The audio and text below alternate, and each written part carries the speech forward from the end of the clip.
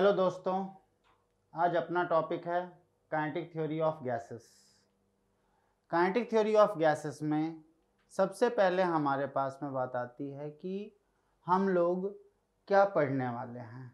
तो हम लोग ये जानने वाले हैं कि इसमें गैसेस की प्रॉपर्टी क्या होती है, गैसेस किस तरह से बिहेव करते हैं, गैसेस किन किन चीज़ों से इफ़ेक्ट होते हैं। तो एक बात सबसे पहले ध्यान देने की है कि गैसेस की प्रॉपर्टीज लिक्विड और सॉलिड से बिल्कुल डिफरेंट होती है। गैसेस में थर्मल एक्सपेंशन जो है वो सॉलिड और लिक्विड के कंपैरिजन में बहुत ही ज़्यादा होता है। एक्चुअल में जो गैसेस के मॉलिक्यूल के बीच लगने वाला फोर्स है इंटरमॉलिक्यूलर फोर्स, उसकी जब हम लोग बात करते हैं तो वो फोर्स ऑफ अट्रैक्शन सबसे कम होता है। सबसे ज़्यादा intermolecular force of attraction solid में होता, उससे कम लिक्विड में होता, उससे भी कम रियल गैस में होता और उससे भी कम आइडियल गैस में होता। आइडियल गैस में हम लोग बोलते हैं कि इंटरमॉलिक्यूलर फोर्स ऑफ अट्रैक्शन की वैल्यू सिंपली 0 होती है। ठीक है। Now for potential energy. Potential energy का हमारे पास कहना होता है, एक बात मैं आप लोगों को पहले भी बोला था, आज फिर से बोलना चाहूँगा। Potential energy is simply associated with force of attraction. Potential energy is simply associated with force of attraction. यदि फोर्स ऑफ अट्रैक्शन लग रहा है तो पोटेंशियल एनर्जी मिनिमम होगा, मिनिमम। ठीक है। अब जरा देखिए, सॉलिड में फोर्स ऑफ अट्रैक्शन मैक्सिमम है तो पोटेंशियल एनर्जी मिनिमम। लिक्विड में फोर्स ऑफ अट्रैक्शन सॉलिड से कम है तो इसीलिए पोटेंशियल एनर्जी सॉलिड से ज़्यादा होगी। गैसेस में फोर्स ऑफ अट्रैक्शन और भी कम है तो रियल गैसेस में फोर्स ऑफ अट्रैक्शन और पोटेंशियल एनर्जी और भी ज़्यादा है। और आइडियल गैस में फोर्स ऑफ अट्रैक्शन 0 है तो आइडियल गैस में पोटेंशियल एनर्जी सिंपली 0 है। अब हम लोग बोलते हैं at a given temperature for solid liquid and gases internal kinetic energy is same. Internal kinetic energy is same for given temperature in case of solid, liquid and gases. Internal potential energy is maximum for ideal gas, this is 0, and minimum for solid because potential energy is negative. Internal energy maximum for ideal gases and minimum for solid. At a given temperature for rared and compressed gas, हम लोग बात करते हैं internal kinetic energy same होगी। Remember, हर जगह पर internal kinetic energy की value same रहने वाली है। नाउ इंटरनल पोटेंशियल एनर्जी जो है वो रेयर गैसेस में ज़्यादा होती है एंड कंप्रेस्ड गैसेस में ज़्यादा कम होती है। रीज़न बिहाइंड दिस, क्योंकि रेयर गैसेस में पोटेंशियल एनर्जी जो है वो ज़्यादा होने का रीज़न है इनके बीच का force of attraction. Internal energy is greater in rare gas and less than and potential energy in compressed gas is less. Ideal gas concept, हम लोग आइडियल गैस को किसे हम आइडियल गैस कहते हैं? तो इसका जवाब है जो सारे गैस लॉज को फॉलो करते हैं। सारे गैस लॉज को फॉलो करते हैं, उनके एटम्स के बीच में, उनके मॉलिक्यूल्स के बीच में कोई भी फोर्स ऑफ अट्रैक्शन नहीं होता है तो वो हमारे आइडियल गैसेस कहलाते हैं। अब यहाँ पर कहते हैं gas which follows all gas laws and gas equation at every possible temperature and pressure is known as ideal gas और परफेक्ट गैस। हमारा कहना होता है ideal gas and real gas को लेकर के, जैसे हमने कहा यहाँ पर देखते हैं, यहाँ पर आइडियल गैस का ये मॉलिक्यूल जो है वो इधर से इधर की तरफ मूव कर रहा है, दूसरा मॉलिक्यूल इधर, तीसरा मॉलिक्यूल इधर, इस तरह से ये सभी इधर उधर घूम रहे हैं। लेकिन वही जब रियल गैस की बात करते हैं तो इनके बीच में फोर्स ऑफ अट्रैक्शन भी इफेक्टिव होता है, जबकि आइडियल गैस में इनके बीच फोर्स ऑफ अट्रैक्शन इफेक्टिव नहीं है। नेक्स्ट है हमारे पास जो हम लोग कहते हैं volume of gas molecule is negligible as compare to the volume of container. तो कहने का मतलब किसी भी गैस का जो वॉल्यूम हम लोग लेते हैं, this is the volume of container. Gas का volume is not the volume of molecule of gas, this is the volume of container. एक गैस है, उसे यदि मैंने 1 लीटर के डब्बे में रख दिया तो गैस का वॉल्यूम 1 लीटर। सेम गैस को मैंने 2 लीटर के डब्बे में रख दिया तो उसी गैस का volume 2 litre.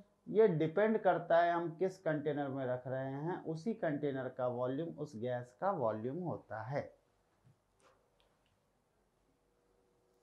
No intermolecular force act between gas molecule. This is the strict rule for ideal gas.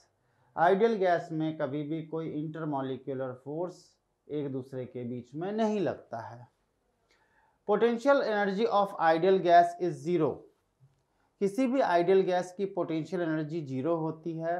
So internal energy of the gas is perfectly translational kinetic energy. Very important, क्योंकि बहुत remember करने की बात है, क्योंकि यहाँ पर force zero है, फोर्स जीरो है तो पोटेंशियल एनर्जी जीरो है। तो जो हम लोग बात करते हैं total internal energy, total internal energy, this is sum of potential energy and kinetic energy।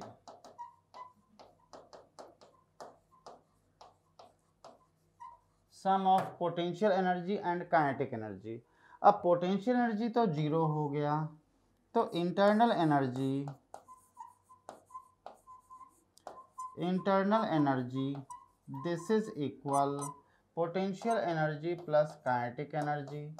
तो इसीलिए हम लोगों का कहना होता है कि potential energy of gas is zero, therefore internal energy of the ideal gas is perfectly translational kinetic energy of gas.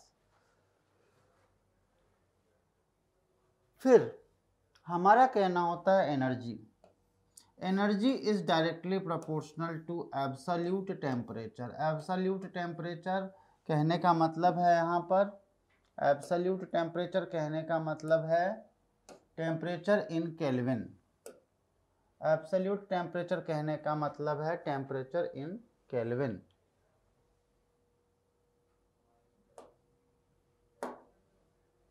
ठीक है। फिर हमारा कहना होता है कि इंटरनल एनर्जी डायरेक्टली किस पर टोटली डिपेंड करने वाला है। इंटरनल एनर्जी डायरेक्टली किसी भी टेम्परेचर पे, गैस के टेम्परेचर पर डिपेंड करने वाला है। Translational internal energy is directly proportional to temperature. For a substance हम लोग टोटल एनर्जी की बात करते हैं तो total internal energy is the sum of potential energy and kinetic energy. Total internal kinetic energy depends on temperature and internal potential energy depends on intermolecular forces। और हमेशा potential energy, क्योंकि intermolecular force of attraction है, तो attraction force की वजह से ये हमेशा नेगेटिव रहेगा। बार बार हम बोल रहे हैं कि अट्रैक्शन फोर्स की वजह से ये हमेशा नेगेटिव रहने वाला है। Now the specific heat of ideal gas. Specific heat is amount of heat required to raise the temperature of given gas by 1 degree Celsius। तो ये हमारे पास का स्पेसिफिक हीट, ये हमेशा कांस्टेंट रहेगा और ये टेम्परेचर के साथ कभी भी चेंज नहीं होगा। यदि हमने specific heat at constant volume की बात की, this is specific heat specific heat at constant volume, at constant volume, specific heat at constant volume, यदि ऐसा है तो CV जो है आइडियल गैस के लिए this directly proportional to temperature. All real gases behaves as ideal gas at high temperature and low pressure. सभी के सभी रियल गैस जो होते हैं वो high temperature and low pressure पर एक आइडियल गैस जैसा बिहेव करते हैं.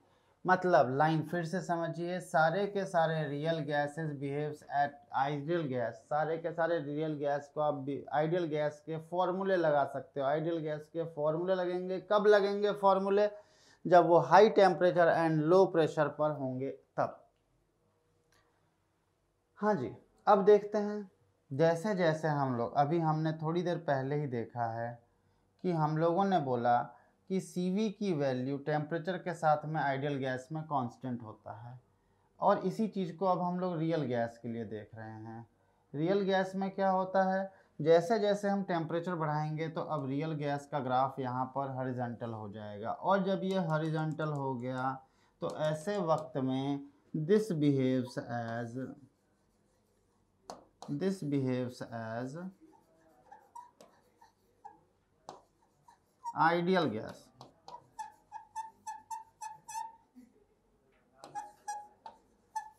ये आइडियल गैस के जैसा बिहेव करने वाला है. Volume expansion coefficient and pressure expansion coefficient is same for ideal gas and value of each is 1/273 per degree Celsius. मतलब जो हमारा अल्फा है, जो हमारे पास में कोएफिशिएंट ऑफ वॉल्यूम एक्सपेंशन है, वो आइडियल गैस के लिए सेम रहता है, और वो जो है वो 1/273 part of volume at 0 degree Celsius के बराबर होता है. यस, अल्फा और beta this is equal 1/273 part of volume at पर degree Celsius.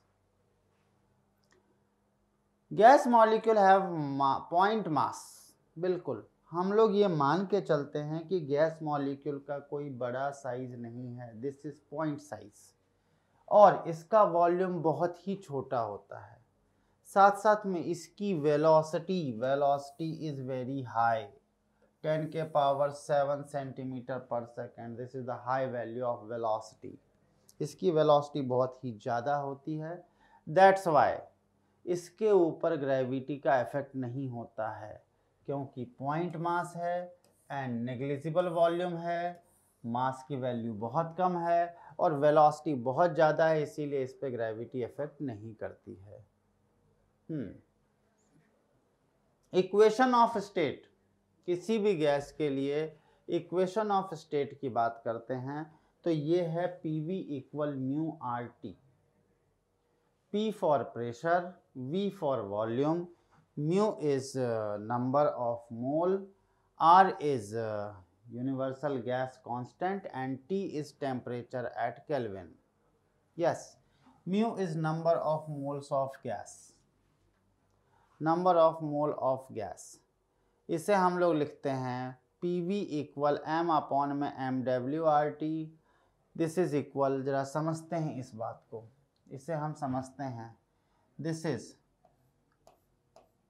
Mass upon molecular weight.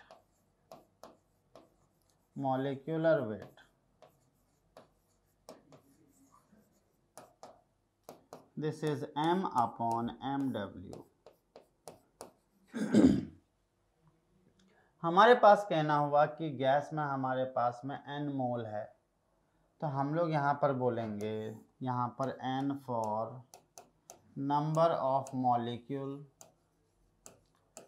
Of molecules in gas. तो m is mass of molecule, तो mass of molecules and number of molecules इन दोनों का multiply कर दिया तो this will be mass of gas, mass of gas. और यहाँ पर n0 is Avogadro number, Avogadro number. क्या कहना चाह रहा हूँ कि जब एक मोल में एवोगैड्रो नंबर होते हैं तो एक मोल में एवोगैड्रो नंबर है तो यहाँ पर टोटल मास क्या हो जाएगा, 1 मोल का मास हो जाएगा। This is called molar mass. Molecular weight नहीं बोलते हुए हम लोग बोलेंगे यहाँ पर मोलर मास। मैंने यहाँ पे थोड़ा सा कुछ चेंज कर रहा हूँ। This is molar mass, this is molar mass. तो जब हमने इसको सिंप्लीफाई किया तो हमारे पास में आता है PV इक्वल nRT, और इसे जो है हम लोग यहाँ पर हमने इसको इंटरचेंज कर दिया और इसके जगह पर हमने फिर लिखा PV equal N into K into T। इसे हम ऐसे भी समझ सकते हैं, इसे हम ऐसे भी समझ सकते हैं कि हमारा कहना हुआ कि PV इक्वल, मैं 2 पार्ट में लिखना चाहूँगा, आप लोग ज़रा समझेंगे तो शायद बहुत अच्छे समझ पाएंगे।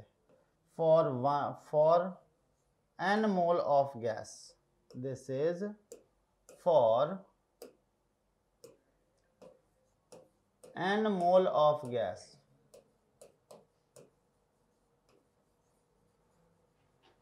और यहाँ पर आता है for n molecule of gas.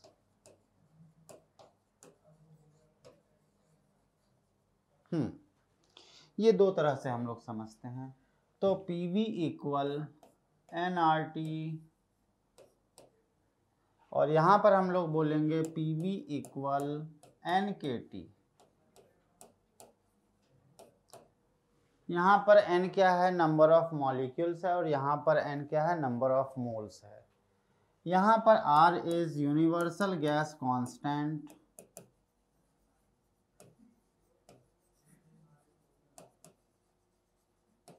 इसकी वैल्यू होती है 8.3 जूल पर मोल पर केल्विन। यहाँ पर इसके लिए K की वैल्यू होती है बोल्ट्जमैन कांस्टेंट, बोल्ट्जमैन कांस्टेंट इसकी वैल्यू होती है K इक्वल 1.38 इंटू 10 के पावर -23 जूल पर केल्विन। अब हमें यहाँ पर ये डिसाइड करना होता है कि आपके पास में ऑप्शन क्या है, आप किस मोड पे काम करना चाहते हैं। क्या आप यहाँ पर नंबर ऑफ मॉलिक्यूल्स के बिहाफ पे काम करना चाहते हैं या फिर नंबर ऑफ मोल्स के बिहाफ पे काम करना चाहते हैं, ये आपका क्वेश्चन आपको बताएगा। आपके क्वेश्चन में नंबर ऑफ मॉलिक्यूल्स दिया हुआ है तो आपको ये फॉर्मूला लगाना है, और क्वेश्चन में यदि नंबर ऑफ मोल्स दिया है तो आपको ये फॉर्मूला लगाना है। Therefore this must be remembered, इसे जरूर से याद करना चाहिए सो दैट आप इसको आराम से डिस्टिंग्विश कर सकें। ठीक है। By increasing temperature of gas by 5 degree Celsius, pressure increases by 0.5% from the initial value at constant volume, then what is the initial temperature of gas? बिल्कुल सही है। हमने क्या किया, किसी भी गैस का टेम्परेचर 5 डिग्री सेल्सियस से बढ़ा दिया और प्रेशर को 0.5% से बढ़ा दिया, तो फिर टेम्परेचर में कितना चेंज होगा, आइए चलिए देखते हैं। Temperature T1 equal T and T2 equal T+5। अच्छा, pressure delta P upon P, this is equal 0.5%, 0.5 upon 100। Delta P upon P, this is equal, this is 5/1000, now initial temperature पूछा जा रहा है, तो मुझे बताइए PV equal nRT delta P into V, this is equal N into R into delta T। जैसा कि इस क्वेश्चन में वॉल्यूम के चेंज के बारे में कुछ भी मेंशन नहीं है, इसका मतलब ही है कि this process must go at constant volume, और ये बोल भी रहा है एट कांस्टेंट वॉल्यूम। तो चलिए हम लोग बोलते हैं equation number 1, equation number 2, second divided by first, delta P upon P, this is equal delta T upon T, this is equal 5/1000, this is equal change in temperature 5 से change हो गया है, this is T, this is equal T equal 1000 kelvin.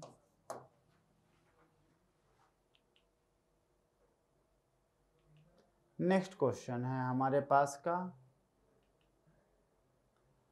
Calculate the temperature of sand if density is given, pressure is given, average molecular weight of gas in सन दिया हुआ है। तो हमें यहाँ पर टेम्परेचर का पता करना है। फर्स्ट ऑफ ऑल हम लोग ये देखते हैं कि गिवन क्या क्या है। डेंसिटी दिस इज इक्वल 1.4 ग्राम पर सेंटीमीटर क्यूब, प्रेशर 1.4 इंटू 10 के power 9 atmosphere, and average molecular weight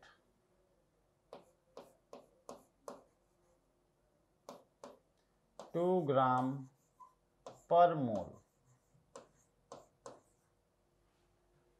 चलिए J की वैल्यू 8.4 ले लिया है इनने, सॉरी J नहीं, R की वैल्यू 1.4 ले लिया इनने। तो हमारे पास आ जाएगा R इक्वल 8.4 जूल पर मोल पर केल्विन। अब जब हम इस क्वेश्चन पे वर्क करते हैं तो हमारे पास में 2-3 बातों को हमें समझना होगा। PV इक्वल nRT,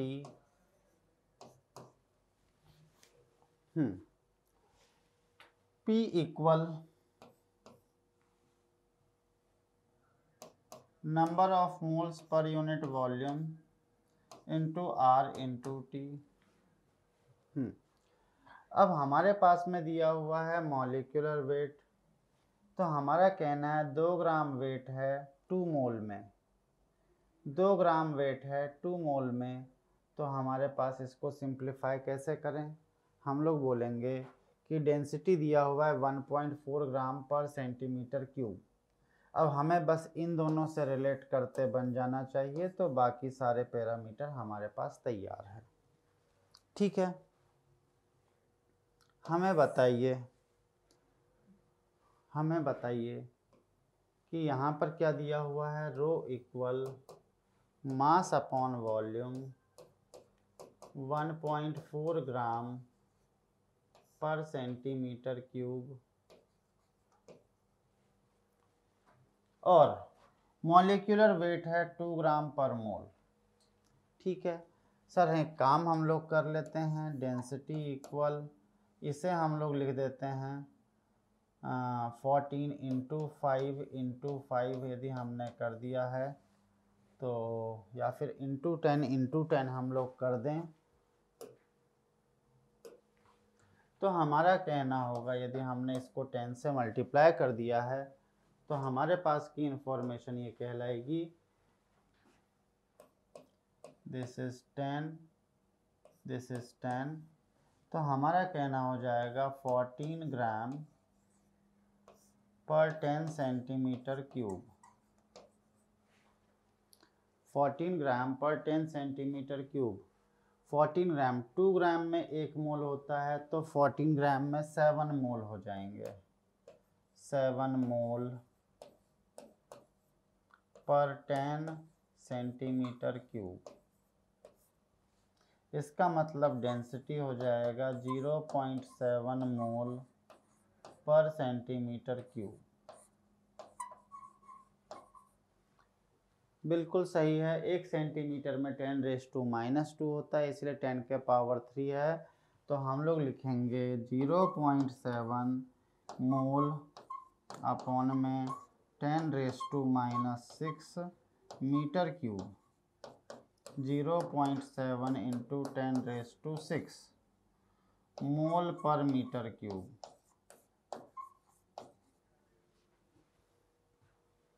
हो गया। P की वैल्यू दी हुई है 1.4 इंटू 10 के पावर 9। N की वैल्यू दी हुई है 0.7 इंटू 10 के पावर 6। R की वैल्यू है 8.4 और T की वैल्यू का पता करना है। ये हो जाएगा हमारे पास का 2 टाइम्स 2 इंटू 10 के पावर 3 अपॉन में 8.4, दिस इज इक्वल T। तो इस तरह से हमारे पास में टेम्परेचर की वैल्यू आती है। थोड़ा सा ये क्वेश्चन लेंदी है, but it's good learning question. Next question है, during the experiment ideal gas is found to obtain from additional law this gas is initially at temperature T, volume V. What will be the temperature of gas when it expands to 2V? बहुत ही अच्छा information है। सबसे पहले दिया हुआ है Vp², this is equal constant. लेकिन हमें समझना होगा कि क्वेश्चन में बाकी क्या क्या दिया हुआ है। तो यहाँ पर दिया हुआ है टेम्परेचर इस गैस का T, volume V। Now temperature पूछा जाएगा जब वॉल्यूम 2V हो जाए। टेम्परेचर पूछा जाएगा जब वॉल्यूम 2V हो जाए। तो सर सबसे पहले ये T और V का रिलेशन है। V तो क्वेश्चन में दिया हुआ है, T को लाना है। हमने बोला PV इक्वल nRT। हमारा कहना होगा P इक्वल nRT/V।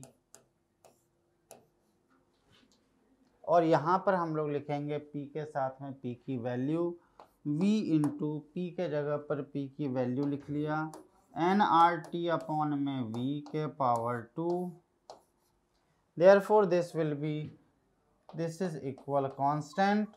और हम लोग बोलेंगे T² upon V, this is equal constant. हमारे पास का क्वेश्चन है